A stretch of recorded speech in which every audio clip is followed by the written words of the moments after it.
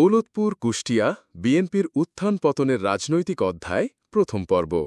শাহ আজিজুর রহমান ১৯৭৮-৯৮ ১৯৭৯ সালের জাতীয় সংসদ নির্বাচনে বিএনপির মনোনীত প্রার্থী হিসেবে দৌলতপুর কুষ্টিয়া আসন থেকে তিনি জাতীয় সংসদের সদস্য নির্বাচিত হন শাহ আজিজুর রহমান ১৯৭৯ সালের ১৫ এপ্রিল শহীদ রাষ্ট্রপতি জিয়াউর রহমানের প্রেসিডেন্সিকাল মেয়াদে বাংলাদেশের প্রধানমন্ত্রী এবং জাতীয় সংসদ নেতা নিযুক্ত হন বিশিষ্ট রাজনীতিক ও দক্ষ আইনজ্ঞ শাহ আজিজুর রহমান প্রধানমন্ত্রী হিসেবে দায়িত্ব পালন করেন তিনি ছিলেন একজন অভিজ্ঞ পার্লামেন্টারিয়ান প্রাজ্ঞ রাজনীতিবিদ এবং অনবদ্য বক্তা যিনি জাতীয় পর্যায়ে গুরুত্বপূর্ণ ভূমিকা পালন করেন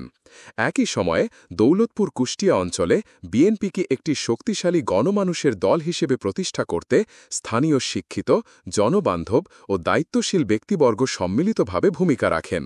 এরই ধারাবাহিকতায় আলহাজ মো আলতাফ হোসেন চেয়ারম্যানকে আহ্বান করে দৌলতপুর জেলা বিএনপির কমিটি গঠিত হয় যা পরবর্তীতে দলীয় সাংগঠনিক শক্তি বৃদ্ধিতে গুরুত্বপূর্ণ অবদান রাখে ৯০-এর গণ আন্দোলনের আগে দৌলতপুর ছিল জাসদ ও পূর্ব বাংলা কমিউনিস্ট পার্টির মতো বামপন্থী সংগঠনের প্রভাবাধীন এলাকা রাজপথে পোস্টার মিছিলে জ্বলত তৎকালীন বিপ্লবী স্লোগান কিন্তু সময়ের পরিক্রমায় দৌলতপুরের জনগণ গণতন্ত্র বিশ্বাস ও ইসলামী মূল্যবোধের রাজনীতিতে আস্থা রেখে ধীরে ধীরে আশ্রয় নেয় বিএনপির ছায়ায় তৃণমূলের মানুষ শ্রমজীবী কৃষক শিক্ষক তরুণ ও প্রগতিশীল জনতা মিলে দৌলতপুরকে রূপ দেয় বিএনপির একটি শক্ত ঘাঁচিতে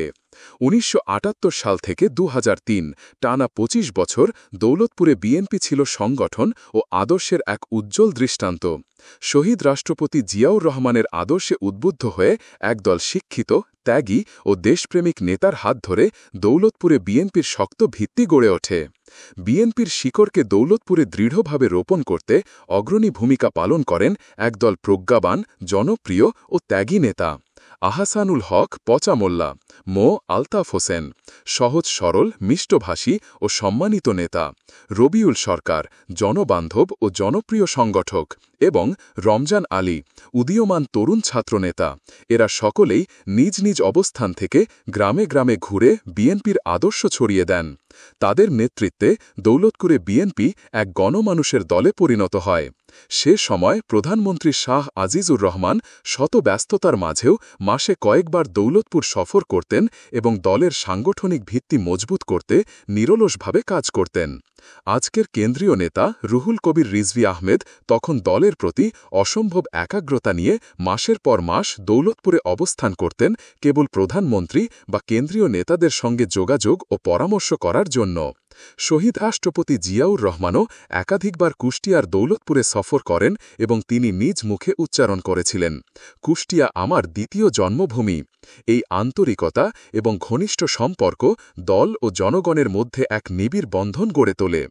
এরশাদের সামরিক শাসনের সময় যখন গণতন্ত্র রুদ্ধ প্রায় এ সময় জাতীয় পার্টি গঠিত করেও দৌলতপুরের মাটি থেকে বিএনপিকে নিশ্চিহ্ন করা সম্ভব হয়নি বরং প্রতিকূল সময়েই দৌলতপুরের জাতীয়তাবাদী শক্তি আরও সংগঠিত হয় ছাত্র যুবক পেশাজীবী থেকে শুরু করে সাধারণ মানুষ পর্যন্ত জাতীয় পার্টির প্রশাসনিক প্রভাব উপেক্ষা করে বিএনপির পাশে থেকেছে ছাত্রদল যুবদল দলসহ বিভিন্ন অঙ্গ সংগঠনের ত্যাগী নেতারা মাঠে ময়দানে সক্রিয় থেকে সংগঠনকে মজবুত করেছে